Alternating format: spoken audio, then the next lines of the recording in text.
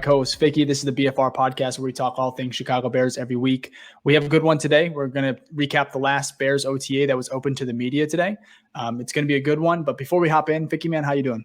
Man, mentally doing fantastic. It's been a great day, but physically, I feel like I went through OTAs. I feel like when you leave a chocolate bar out in the sun for like 3 minutes and it melts completely because my AC is out and it's like 100 degrees in here. So if you see me dripping like I just went through practice, I didn't. I promise. I'm just trying to bear through this. No pun intended. But we have to talk Bears, so nothing's gonna stop me. It could be 200 degrees. I think I was looking at your Insta story. It was like 87 degrees or something like that. Yeah. You had like something crazy. Drenched. Yeah. I've taken 3 showers today just from sweat alone. I know it's bad, but I'll be moving here soon. So hopefully this won't be an issue much longer. Well, we'll go ahead and transition to this. So we have, like I said, the last Bears OTA. The biggest news, there's some storylines that came to a close. We'll start with just attendance for today. We had 3 players that are back that were not here, at least from the last episode with DWC. But we have Jalen Johnson. It's a big one. We have guard Nate Davis, recently signed free agent. He is back. And then Eddie Jackson, Bojack, he is back as well. We saw a clip with him and Jaquan Brisker. That was awesome. I love that duo. Briefly on that, what do you think? Right? I think they're just – I like their attitude. I've always been a Bojack fan, like always. Even when it was his down years, I'm like, Bojack mentally is that dude. It's just like it just wasn't working.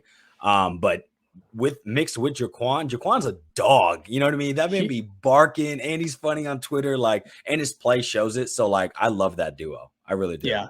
I think he's I think that's the next jersey I want to get is a Brisker jersey. Already got one. You got it. You got. I got an orange. I got the orange. That's what I was thinking. I was like, man, I would like an orange Brisker jersey, to be honest. Yeah, but definitely.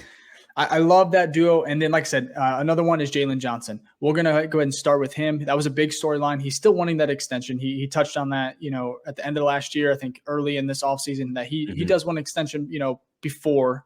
Preferably before the season. So we'll go ahead and go over a couple, just some things that he did have a presser today. So let's go ahead and go over some of that. I think this one is going to be from Kevin Fishbane. It was very, very interesting. He talked about just his, where he was. He essentially kind of goes over kind of where he's been, over the last month or month and a half. This is quote for quote from Jalen Johnson today. He said, "I'm a dad before anything else. Me in the offseason, I take pride in being a dad. They can find another corner. She can't find another dad." And I thought that was a very interesting, powerful quote. And great. So what are your thoughts on that? I mean, as a fan, you're like, man, I want you to be here, right? But also, these are humans.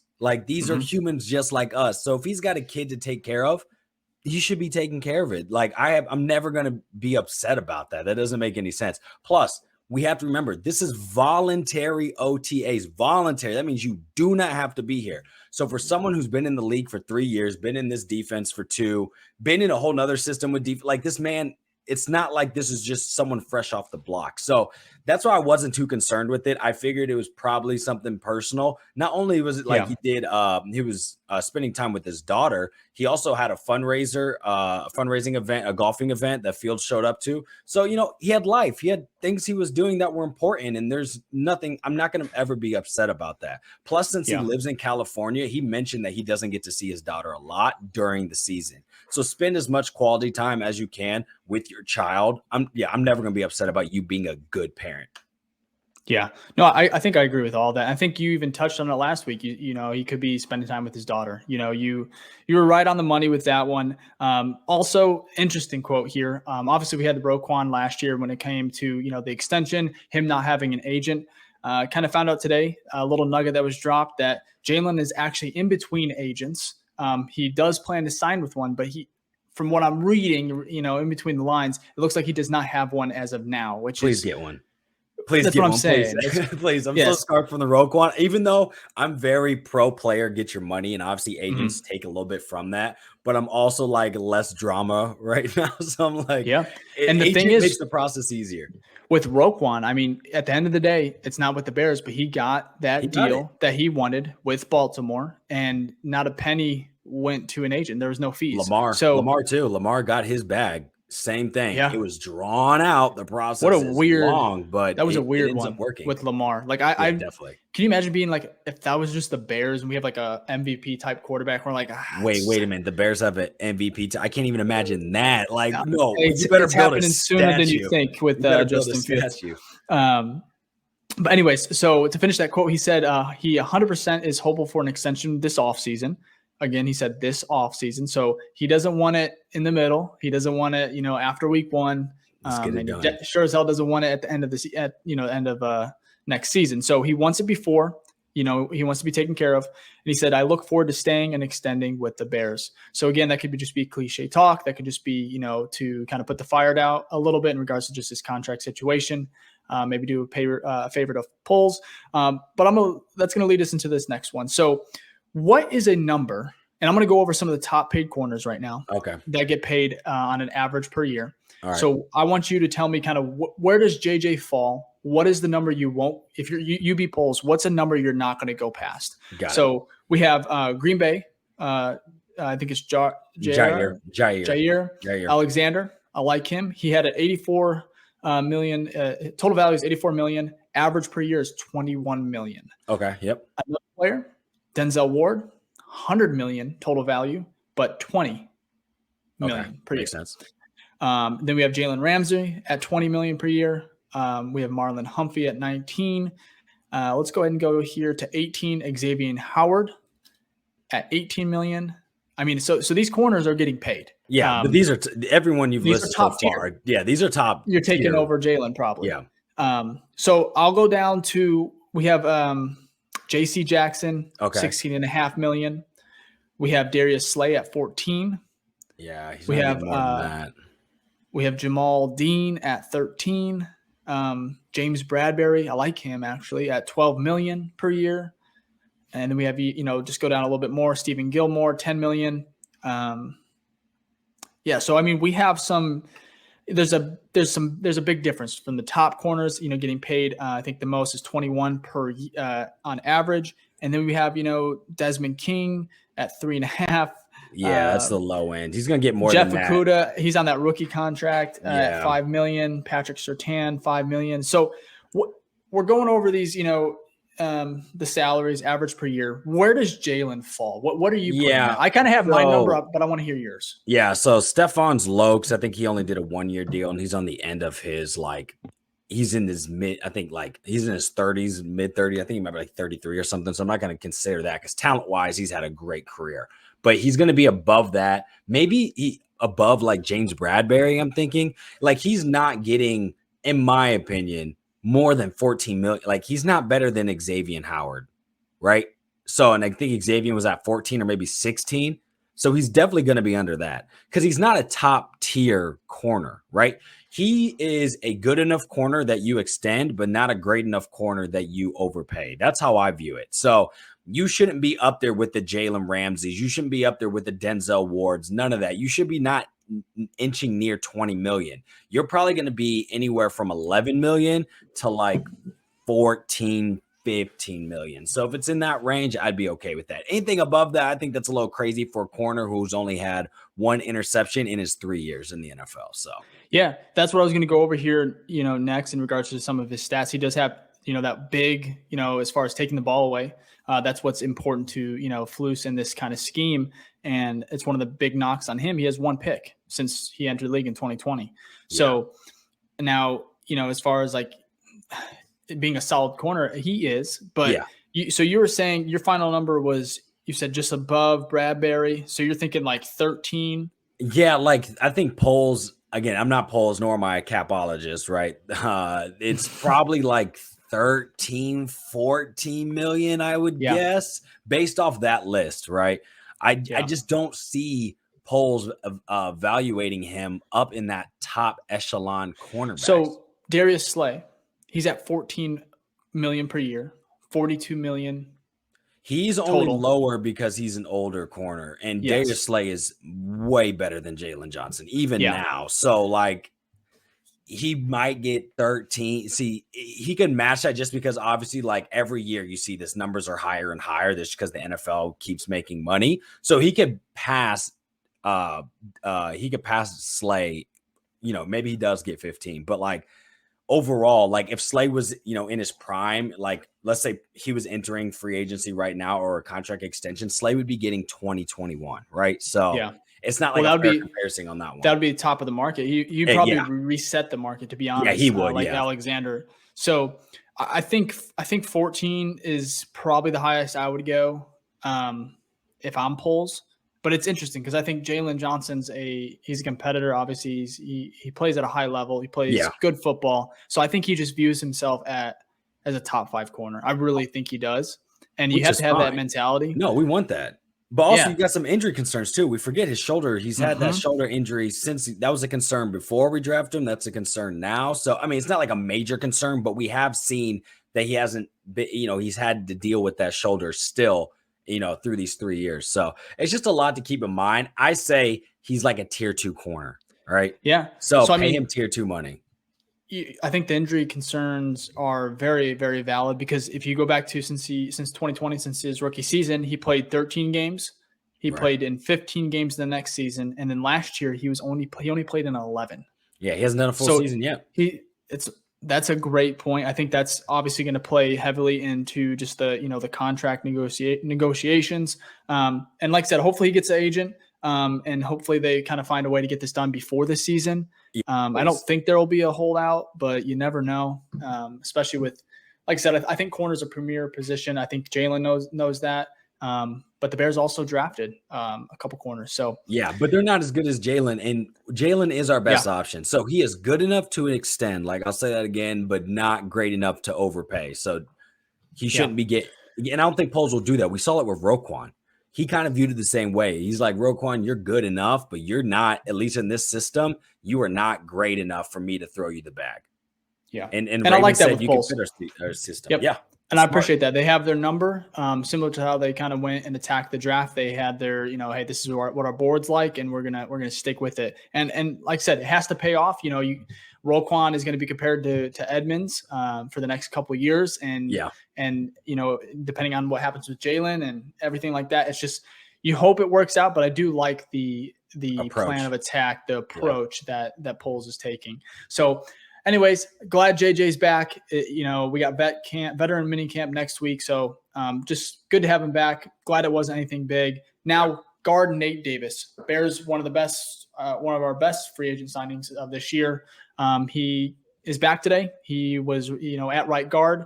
Him and it looked like Jenkins were, I think it's a nasty duo. But in regards to Nate Davis being back, just initial thoughts. How are you feeling about that? Yeah, like a little bit better. All of these players, it's kind of the same, vibe for it. Like I wasn't really concerned. Like he's going to be back. Nate Davis, Cody Whitehair talked last week. He knows the systems, this type of outside zone system. He did it in Tennessee. He's a veteran. He'll show up. Like, and if he didn't, again, this is voluntary. These are not rookies that are not showing up or people that are holding out contracts. I get on paper, it's like you just paid this man. He should show up. That's more for like the fans and media to like gripe about. But realistically, the players, you heard Flu say it. Oh, they came back in shape. They look good. That's all that matters. You know what I mean? It doesn't matter if you're not voluntary and you show up and it's like, oh, you're not in physical shape. That's more of like, I'd be concerned then because I'm like, okay, maybe you don't have the passion for the game. But they showed up like they were there the whole time, and that's it. And we'll move forward. So I'm not really too concerned. What about you? Yeah, it is interesting because like when everyone's there, like Cole Kmet is there. I think Mooney he would be there. I think he might be there. He might just be practicing. But you see these guys that are there right now that are vets or that have been here, and you like to see that. So when people are missing time, when it's like a few individuals, it is not concerning, but it's like I wish you were there. Yeah. And I saw someone kind of compare it to like our jobs. Like if you have like an office party or something, or like a weekend event that it's not voluntary. Are you going to that? And it is a little different, because this is football. They love it. They are getting paid, probably a little bit more than just a little bit, just a little bit. So, and then like I said, and so with Jalen, I think the issue with him, it kind of leads to like last year. with him missing some of camp, and then also, when he did arrive back, he was, they put him at number 2. He was a number 2 on the depth chart. So again, it's just all interesting. I don't really have a problem with it, but as a fan, I love everybody to be there. But again, because we want a perfect situation. We want no drama. We want just but that's I kind of every team deals with this with something. And ours, to be honest, aren't that big of a deal. Like they showed up, right? It's no true holdout. So I'm not concerned at all. It's very, very, like I said, the fact that the quote with his daughter, I love that, family first. I like where his head's at. Again, I think he's a great corner. I hope there's a number that they can kind of, agree on, and we'll go from there. And then Nate Davis, absolutely same thing. I'm glad he's back. Very weird, I'll be honest, because he's a free agent. Normally, it was the big bag. So you're normally it's like starting a new job, and then you don't show up on the meetings the first ones. I get it, but it's, you can look too much into it, but I think it's when we were talking about the concern of it, it's let's wait it out and see, because voluntary. Mm-hmm. If this is more the mandatory stuff, that's where I'm okay, because now you're deciding to lose money. Why are you deciding to do that, right? So that's where some concerns would come in, because that would be there's a potential contract holdout, maybe a trade, things like that. So.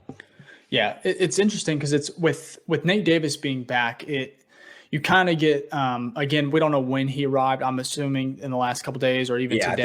I think he showed up this week, the beginning of this week. Yeah, because this is, even though this is the third one that's open to the media, this is the 11th OTA practice. So with Nate Davis coming back, you kind of get that chemistry that's going to be built with the line, and so you have Darnell Wright. That's interesting because he's going to be playing right tackle. Mm-hmm. I'm sorry, left tackle, right? No. Darnell's going to be right. And then Braxton Jones is at left. Yeah. But then you have Nate Davis, who's he's a vet, and he's going to be, that gives Wright a little bit of time to okay, this is what I'm going to be working with. Because, he's going to be starting day one. And you have Nate Davis, barring anything that changes, God forbid injury, he's going to be your starting right guard. So now he's just to build that chemistry. Hey, I know what I have. In Nate Davis, what he can get away with, and everything like that, just slowly building that chemistry. I think starting it now, especially with him being a rookie, is very, very important. Yeah. And then we have to remember though, too, that is good. That's why you want people here, because Flus talked about, having chemistry off the field. He actually started off his presser by saying I want to thank the players for building chemistry after practice, right? Because we view that's very important. So just being here alone is going to help with that, especially with the line that really works as a unit. And typically they're the strongest friends within the locker room, because they spend so much time together. So yes, that is very important that he's there.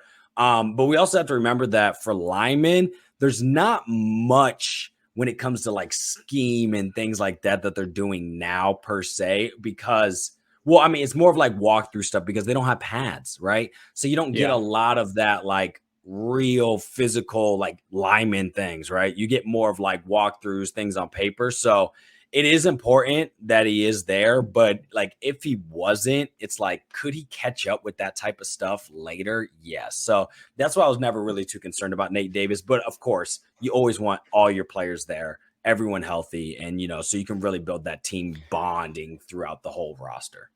Yeah, absolutely. And like I said, there's only so much you can talk about. Thank goodness they're back, because those storylines are kind of put to bed. And it's good just to see most of the team there. Some guys that were missing, Darnell Mooney, Chase Claypool, I think are one of the rookie corners, I think is missing Terrell as well. Smith, right? Terrell Smith. Yeah, I think those are all injury related, right? Well, obviously, Mooney is. Claypool is that soft tissue still. Yeah, he's a vet. I mean, he really is, so, I mean, it is interesting because DJ Moore, and we'll get to that in a little bit with him and Justin Fields. Apparently, they're still firing on all cylinders. But it is interesting with Claypool just missing a little bit of time. Again, it's May. I'm not going to be worried about it. Yeah. But rather be safe than sorry. Yeah, speaking of Darnell, Mooney, we do have an update on him in regards to, is he going to be back before the season? Is he going to be back for training camp?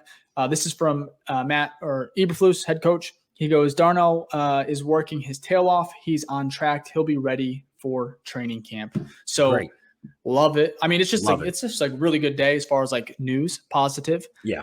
Everyone's back. Darnell Mooney's going to be back, and I think he's I have a gut feeling he's going to have a very, very nice year. Oh, I think so next too. season. Just because with DJ Moore, you know, the addition to that wide receiver room, I think it's just going to benefit him. Defenses aren't going to be, you know, solely zoned in and, you know, game planning against him. And then, you know, he's having a little bit of time off, you know, get his body back, you know, into tip-top shape. I'm very excited, but what do you expect from Darnell Mooney next year in regards to, or you think who is going to be the depth chart? Do you think it's going to be I think it's going to go Moore, Mooney, Claypool. Now, who I think because we have like a good wide receiver room, it's hard to tell. Like you could be wide receiver 2, but you know, wide receiver 3 might get more targets. You know what I mean? Like I don't know what the final stat line is going to be, and that's actually good. I want us to spread the ball out, you know, as much as possible because that means we have a lot of weapons. But you could see Mooney getting 800, 900 yards, possibly. He's broken 1,000 by himself, but obviously you got to think some of that share is going to go to DJ Moore, obviously, and then some of that share is going to go to Claypool as well. So I could see anywhere from just his skill set alone. His floor is probably like 700 yards, and his ceiling's probably maybe he breaks 1,000. We have 1,000 wide receivers. That could be a case, but it'll be interesting to see. All I care is that he comes back healthy, right, and he's ready to rock and roll. And then because we've seen Mooney now, this isn't like, oh, this is, you know, the second year Mooney. Like, no, we've seen this guy consistently do well. And he was doing well last year too before his injury. So, you know, I think he's going to put up significant, not like he's not record breaking numbers, obviously, but he's going to put up solid numbers for a wide receiver too. Right. And I think that'll be great. Yeah. That wide receiver, every time we talk about it, every time I think about it, I'm just, you know, it just brings a smile to my face. It's just so much better for Justin and just comparing it to last year. So I'm glad that Mooney's going to be back. You know, very underrated. I think some fans, it's weird because I see sometimes you see a lot of good things about Mooney, but you see some people like talking like just weird stuff about, you know, how he's not even a wide receiver 2, everything like that. But again, it is just the off season. So there's always going to be, you know, they need something to talk about. Yeah, there's going to be chatter. Trust me. But speaking of, you know, Jaquan Brisker, we're going to move over to him because he kind of had a very eventful day. Eddie Jackson's back. So that duo alone, that safety duo, I love it. He had an interesting, he actually quote tweeted our page today. Oh, look at that. Yep. Oh, look at that self-plug.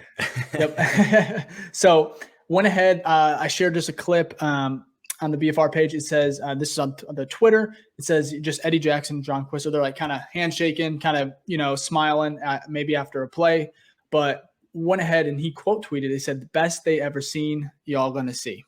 So I believe it. When that man talks, I'm with it. Jaquan Brisker, him and Eddie both have that demeanor, that mentality, very similar. And Brisker's just the younger version of Eddie, and Eddie's not that old. Yeah, no, I love it. I've always been a Bojack fan. I still have his 39 jersey. I bought that like years ago. Like I've always been a Bojack, even during his down years. I just feel like he mentally is like a leader of the team. And so like having Jaquan, who just comes in with that energy, being able to get that mentorship from Eddie, and then them both playing well. Like Jaquan had a pretty good year for a free safety. And before Eddie's injury, Eddie was balling the fuck out. So like I'm excited that first off, Eddie's back. That means he's healthy now. And then also year 2 Jaquan, bro. Come on, it's gonna be fun to watch. Then there's gonna be some turnovers for sure. So I'm excited about that duo. The interesting with Eddie Jackson is I think he's 30 now. That's what I was looking up here, and that I just remember him, you know, 2018 Bojack, and it's like I feel like he was just so young, not so long ago, and it's just crazy how many seasons have already, you know, kind of passed, and now we got Brisker, who's the young dog, you know, the young buck that's coming up. So it's interesting. I love that duo. I really like that chemistry. I think Brisker is definitely going to learn a lot from Eddie. But I think Eddie has a couple more years left too, because like you said, he was balling out before kind of that. He had what? I think he had 4 interceptions last year. Like I think so. It kind of made up for the year before. Some of those. But he was going through some personal stuff too and some injuries. So like, you know, I'm just saying, Eddie, we've seen when people show you who they are, like enough. Like I just felt like Eddie still had it in him. Yeah. And I think it showed last year. Yeah. I mean, so he entered the league 2017. He had 2 picks his rookie season. That 2018 year, he had 6 picks. Crazy. I think he had a couple pick sixes too. Yeah, Russell like Wilson and 2 or 3. Just balling out. And then 2019 kind of regressed a little bit to 2. And then in 2020 and 2021, he had 0 picks. And then last year, like you said, had 4 interceptions. Kind of is coming out party again. 8 games or something like it was a small sample size. Yeah, I think, or something like that. It wasn't the full season, obviously. So it's interesting. I think he is. 12 games. 12 games, yeah. Still, that's good. A pick every 3 games. Come on now. Oh my Lord! I think he had a couple games that was back to back or something like that, and he had some that were overturned. Yeah, that were some penalties that not him. He got the pick. He had one of those pick sixes that got 2 pick sixes last year. I think that got overturned. So. Yeah, I think Eddie's back in form. Mentally, he said he's in a better place than where he was because he was in a lower place. So, like, I'm excited for that duo. I think that duo is going to be very low key, probably one of the most exciting groups. Other than obviously we know the wide receivers as we just talked about, and maybe running backs. But I think that safety duo is going to be fun. Yeah, I'm excited about them. And Brisker, he's an interesting. Yeah, he's just a fun follow. He's done great press conferences today. He had one. Obviously, where he was talking about Justin Fields and DJ Moore. And he had something very interesting to say. He said basically that the chemistry they were building, it's coming pretty quickly. It's a lot faster than he initially thought. He likes to see it, of course. He said they look like best friends. Him and two, again, he said he just kind of was chuckling and said, you guys are going to see, like essentially alluding that, and it kind of off of all the other reports and as far as, kind of the big plays that are coming in camp right now or at practice, it's fun to see, the defensive players kind of, talking about that as well. Because sometimes I would say Mitch. that's what I was. I hate to go back to Mitch, but sometimes I don't know, some of his teammates obviously, were hyping him up a little bit, but you didn't get these, this type of, commentary in regards to practice, especially with Brisker. You just go in and watch his presser if you haven't. I believe it's on, Chicago Bears YouTube. He's just a great. I love listening to him talk. He talks not just about his rookie season. He talks about Eddie Jackson and his chemistry and what he brings to the team, his leadership, and what he's learned from him. But it's just fun to hear these things. And we're gonna probably move over to Justin Fields now and DJ Moore in the offense. Yeah. It's what you want to It's great to hear. It's just first off, I'll say this. It could be player talk, absolutely. But what? Yeah. I feel like it's the first time we're like, I'm okay with player talk if it's shown on the field as well. You know what I mean? So it doesn't just seem like when we're hearing it from all these people, we're seeing the connection. Well, we aren't personally, but the media is out there seeing these connections from it's been consistent in all 3 OTAs. So I believe what Jaquan is saying, right? Because of all those other, stories and, what people have been seeing with their own eyes being that tied in, it makes it believable, right? So it's not just like, oh, here's one thing and then you see another. It's like, oh no, here's one thing and then you also see that on the field. So I'm actually very excited for that connection. I think Jaquan said it's like he finally has someone he can trust. I don't think that was like in a dig way to like Mooney or anything like that, but it's like, when you're in those situations, you always think about like the third down. It's like, I just know you're there. I think of like Kirk Cousins and Justin Jefferson. Obviously Jefferson's like wide receiver 1 in the NFL, but sometimes he just yeets that thing just because he knows, hey, Jefferson, I know you're out there. So it's kind of having that chemistry and that trust that like, hey, I don't really see anything's open. Maybe the play's broken down. I'm going to throw it your way. And I just hope you, are at the situation where you need to be and you catch it and we get a first down. And I guarantee we will see a lot of those plays next year. And we did not see that last year. Yeah, it's fun to see. I mean, just going through some of the reports, the Justin Fields, DJ Moore connection was working again, today. Yeah, that was again. One tweet from again. So it's just fun. It is interesting to see just they're stacking these days. And it wasn't all great. I'm going to bring up some of these things. This is from the CHGO website. I think it's Nicholas Moriano. Nicholas Moriano. Yep, absolutely. He had a great write-up just about just the details of what kind of went on, what transpired today. Like I said, Fields, he did have a tip pass by TJ Edwards, and it was intercepted by second-year safety Elijah Hicks. And this was on the 7-on-7s. Again, interceptions, they're going to happen. That's fine. Get him out now. But it's good from you mentioned. It's good from the defense too. We just paid TJ Edwards, and they are known for coverage, like being coverage linebackers. So that's also great to see. I'm not mad about that. Yeah, absolutely. And then Fields, he had some misfires on some vertical routes in Wednesday's practice.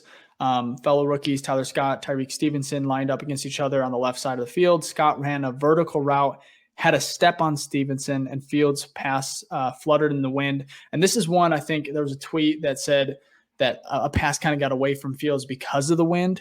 And that's always interesting.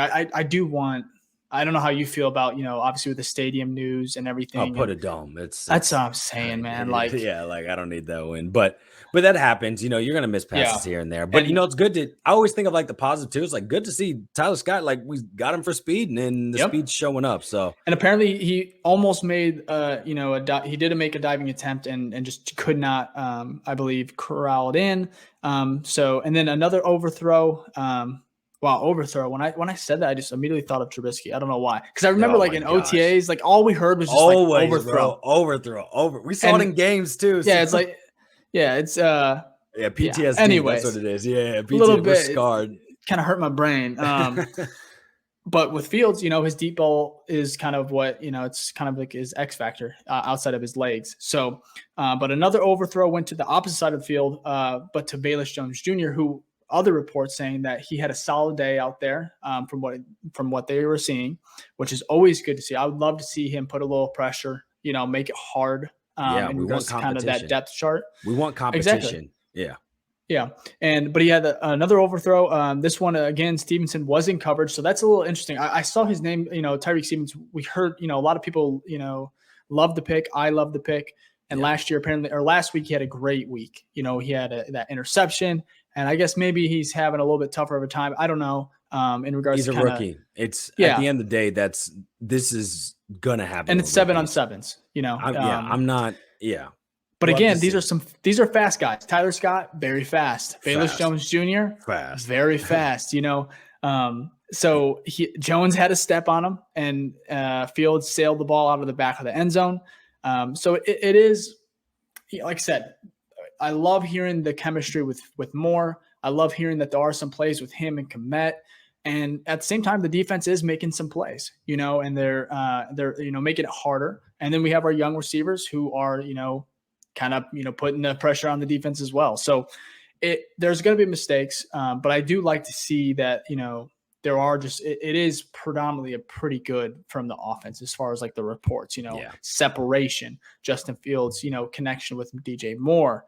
It's exciting. It's good because like this is, I guess, not like as great as, a day as the other two, but the reporting still doesn't come out like, oh my God, this practice fucking sucked. You know what I mean? Like it wasn't 4 picks, 5 overthrows. Right. We've seen it so many times where it's like, the offense just isn't coming together. It doesn't seem like they're connecting on this. The chemistry is a little bit off. Like how many times I've heard OTAs with that. And a lot of it has to deal with the quarterback, right? Well, and Nagy's schemes just weren't working, but it's just nice to finally be able to see the other side of the coin. You know what I mean? There's going to be bad days, right? Stacked ranked wise, like every day can't be the best day ever, right? So I'm okay with that. I'm not going to let that, I'm not freaking out about any of that. If you want to have bad days, it is good to have them now. That's the whole point. There's a lot of learning and installing in this, especially for the rookies and the young guys and actually the new players, right? From the free agency. So it's bound to happen. So I'm not too concerned. If we start hearing this morning at training camp and then now we go into the preseason, we start seeing that, it's not looking good. That's when I'll start to, set off the fire alarms. But for now, it's all right. Yeah, absolutely. Consistency, get the kinks out now. I think we all can agree on it's been a good last couple of weeks just in regards to just the team overall, especially on the offensive side of ball. Quick notes. Again, this is a great article, by the way. If you do want to go ahead and check it out, it's on CHGO. I believe it's unlocked. They have like locked content. They have, stuff that's open. Free content. And like I said, this is a great article. It really just gives a deep dive of kind of what just transpired. And there's so many other notes that we're not even going to talk about. But this one, interesting. Santos, we've talked about him on the pod a couple times lately, but he went 6 for 6 on field goal attempts. I don't know where those are from, but that was towards the end of the practice. So that's right, Robbie Gold. Send your ass back to wherever you go, and we got no space in Chicago. You know what I mean? I love Robbie, but like, yeah, that's good.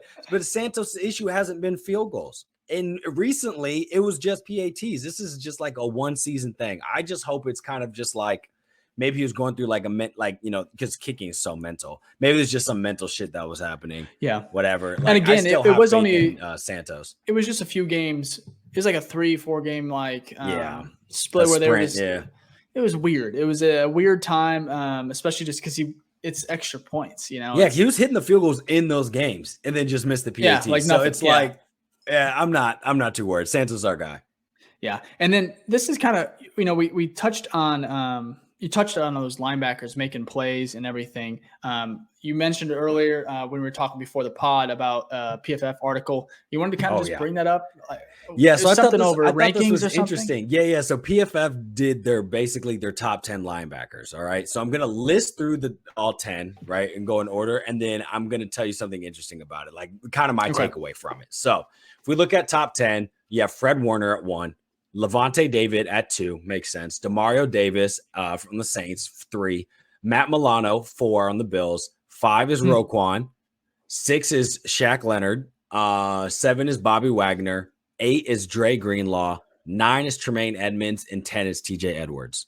So first thing, Roquan 5, probably that makes sense. I mean, like Fred's going to be 1, Levante 2, that makes sense. Matt Milano, I was surprised to see him over Roquan, but anyways, he's at 5. What I was surprised to see is that Tremaine Edmonds, okay, he can make top 10, and TJ Edwards. So just from a value standpoint, we got rid of 5 and got back 9 and 10 for like similar prices of the 5. In my opinion, that makes hella sense, right?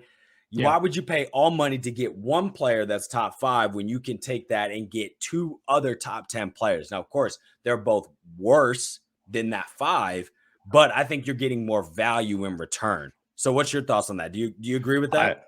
I 100% agree with that. It's honestly such a great outlook, and I do love it. I loved Roquan, and like I said, I'm not gonna sit here and say I wasn't beating the table as far as like he was an All-Pro. Whenever he got snubbed, I was the first one to mention it. I enjoyed him, enjoyed his time here in Chicago. But like you said, getting two of the top, it just top 10. Yeah, you need to fill the position. So I don't know. I'm okay with it, especially since Roquan got his bag, so I'm happy for him.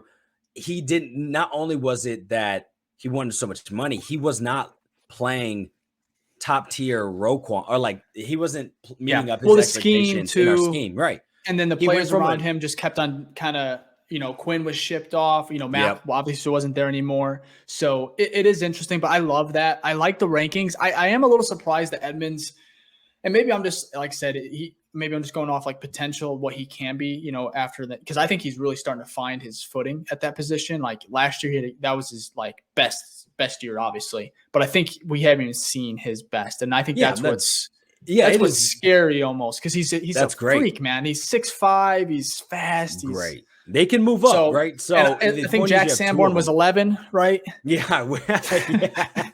Yeah. No, I think he was 1. I think I missed him off that list. I think he may have been 1.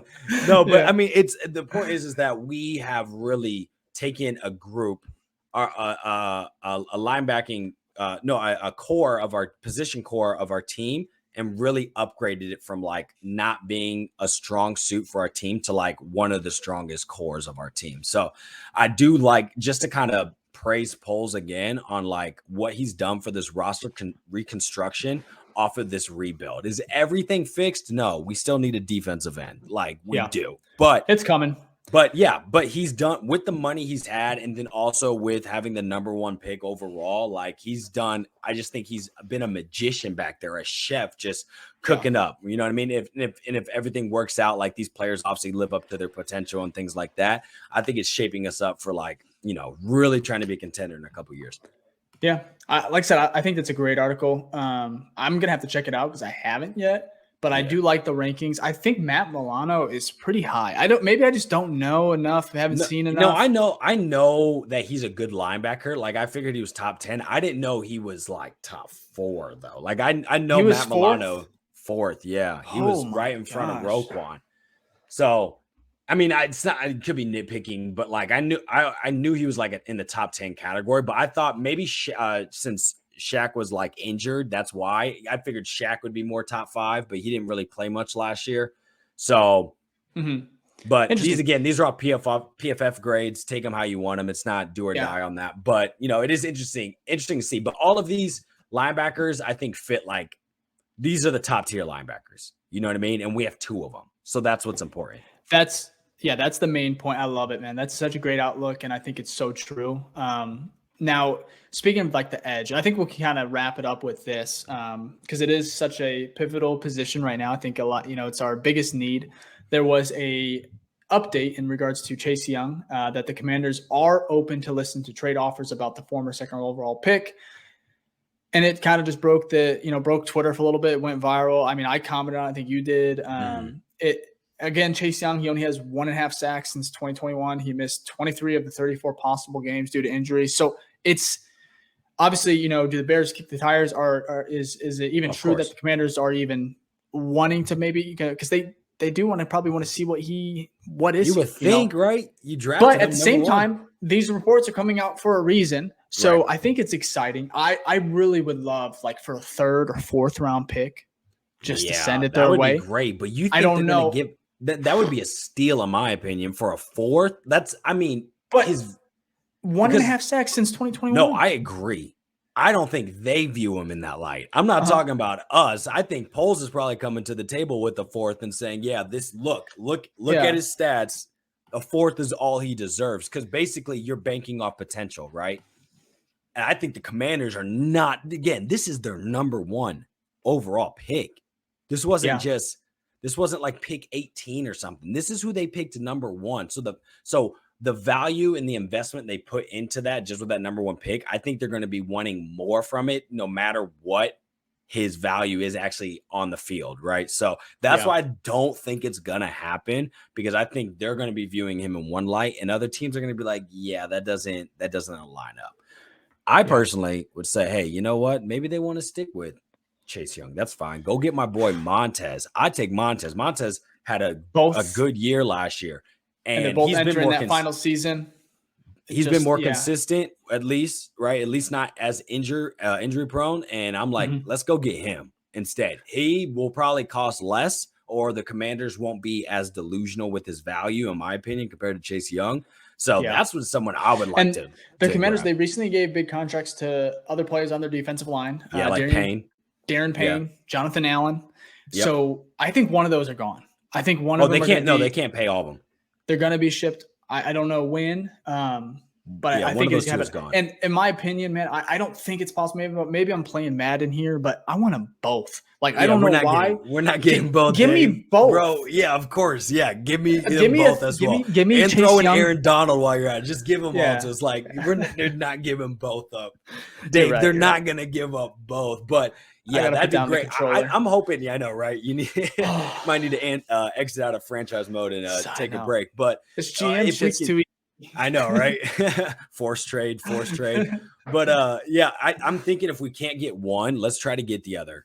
Right? That's how I view it. Like let's really kick the tires on that. Yeah. And again, if we don't, it's not the end of the world, because we're not one defensive end away from playoff contention, right? We have cap again. We have probably two top 15 picks next year. We can find some players. Absolutely. Yeah, but again, like I said, I think Poles is doing, he's definitely going to be throwing offers, I think, or at least giving them a call. But Chase Young for a 4th or a 3rd, I think is great. Oh, I would love that. That's a second's too high. Not doing a second. In my opinion. No. And I'm pretty sure it's probably where, if not first for some odd reason, I think. No, I don't think they'll do. I don't think he'll do first. I don't think his value is a first right now, just because he just doesn't. Washington's interesting though. I really do feel like they would be stubborn and just like, hey, we don't want to move him, but if you give us a first, sure. No one's gonna. That's why I think he's gonna stay. I think it's more likely that they pay. I saw a clip. And Montez. I saw a clip of him kind of doing some work at OTA over in Washington, and he looked good. I mean, it's no pads or anything, but he looked fast. He did have a huge brace on his knee. I saw that, the knee brace. So I was like, but I mean, probably a lot smart. of players have that, yeah. But again, it's not the man's talented. It's not like he's lost any of his skill. It's the man can't play games. He gets injured, not just regular like a nick here or there. The man's out the whole season. Yeah, I mean, so imagine you trade. You think we get hate for the Chase Claypool trade because in 8 games joining the Chicago Bears, he didn't really do much. Imagine you give up a second for a man that has played like 2 games in 3 years, and then he gets injured again.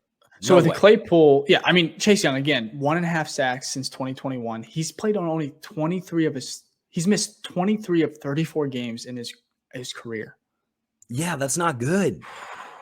That's 3rd, 4th round. That's good. Crazy. But back to Claypool real quick. I think the reason there's such an uproar and people were annoyed is because there's such a high 2nd round pick. Well, we didn't know that. We didn't know that. Yeah. And I, to this day, even when I found out the trade, I was like, I like it. Get Justin help. However, it didn't sit well when I found out because originally it was reported that it was the Ravens. It was, but they wouldn't do it. Second. They wouldn't do it. Man, wouldn't that be a little bit? That would be. Yeah, but I wouldn't even talk about it. But think about it. It wouldn't even be that. We wouldn't even be that concerned either if like we didn't get DJ Moore too. Like it's like, oh, we did a second. We have Mooney, and it's like, yeah, we have. This is what we want. We complained about not having weapons, and then now that we have weapons, we're like, why did you do that? There's too many. There's too many. What are we doing here? This is exactly what we want. So if we had to give up a 2nd rounder for someone that we've actually seen have success, right? It may have not been last year, but we've seen Chase Claypool have success. I'm willing to do that than trying to bring in someone new that Justin Fields has to a rookie wide receiver. It's going to take a little bit to grow with, you know what I mean? So I'm not complaining at all because we're getting something more solidified instead of banking off potential. And we already heard reports. We talked about it. The chemistry is building between them. Justin loves Claypool's work ethic and like I said, Justin I think he's even criticized Claypool just a little bit, not harshly, but he had, in his pressers talk about, responsibility. I think I forgot what it was, but he did kind of critique him a little bit, maybe during the season. And then just last year, his honestly, how far he's come and how proud he is of him. Yeah, he says he's in a much better headspace now and he's ready to rock and roll. And plus the man joined a team midway through. Had to relearn offense. It's not like it's the easiest transition, So no, I agree, man. I agree with all that. I think this was such a productive. I love OTAs. I think I'm a little sad. It's almost it's over, but we do have veteran minicamp coming up, and then before it's going to be training camp, and that's where the real fun will start. So training camp's going to be great. Oh, that's going to be fantastic. I can't wait. That's like that's like the mini season. That's like a real tease for us. That's when I feel like that's better than the preseason is. Because preseason no one gives a shit. I'm like, bro, get to the games. No one cares. You know what I mean? Like. A training camp is it's like the real official kind of start of the season. That's what it feels like. Because you're okay, they're in pads. Here's real storylines coming on. And then preseason is kind of just so boring. And you're just get to the season. So it'll be fun. I hope the only bad thing about training camp is possible injuries. So hopefully none there. But other than that, let's fucking go. Yeah, we're going to be all right. No injuries, knock on wood. But again, I think, like I said, it was fun. We have a lot of great content coming up, a lot of great guests lined up. I know it's going to kind of be like a lull in the next couple of weeks here, maybe, but we're going to have, lots of content. We have a couple of great videos planned. Exactly. Stay with us. But Vicky, before we go, man, you want to say anything? Hey, if you enjoy this content like we do, please thumbs up, subscribe, tell your mama, tell your papa, tell your ex, I don't care. Tell everyone about it. Anybody. Go ahead and give us a review if you got time too on Apple and Spotify and things like that for anywhere you listen to your podcast. All of that is great. So we can keep pushing this content out to you and just having a fucking great time. So absolutely. And just the love on the last probably 2 videos. You guys have been insane. Again, love you. Can't stress enough. Just subscribe if you do like the content and you do want to, you can come back for, next week and everything and tune in. Just subscribe. It helps the channel grow. Comment. Also, I guess as far as commenting goes, let's go ahead. If you can just go ahead and give us your prediction in regards to if the Bears are going to re-sign Jalen Johnson or not. I think that'll be fun. I just want to hear what you guys think. And like I said, we'll be back next week. But again, thank you so much for the love.